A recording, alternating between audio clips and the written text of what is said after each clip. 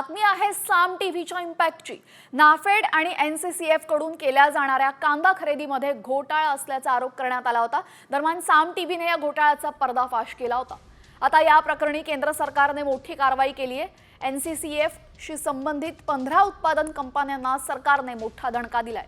15 farmer कंपन्यांना काळ्या यादीमध्ये टाकण्यात आलं असून सोबतच 15 कंपन्यांचे व्यवहार केंद्राने थांबवलेत।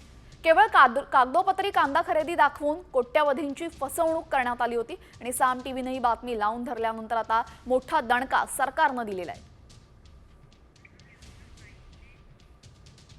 महाराष्ट्र राज्य कांदा उत्पादक संघटनेकडून आम्ही केंद्र सरकारकडे मागणी करत आहोत की ह्या झालेल्या संपूर्ण खरेदीची संपूर्ण शेतकऱ्यांची यादी ही सरकारने प्रसिद्ध करावी आणि कुठल्या जिल्ह्यात आणि कुठल्या तालुक्यात ही खरेदी झाली याची आकडेवारी जाहीर करावी, तरच हा भ्रष्टाचार कायमचा थांबेल। अन्यथा दरवर्षी हे प्रकार असेच होत राहतील आणि कांदा उत्पादकांची करोड रुपयाची लूट होत राहील। सरकारचं याच्यामध्ये कोट्यवधी रुपयाचं नुकसान होईल। हे थांबवण्यासाठी केंद्र सरकारने कठोर पावलं उचलावे।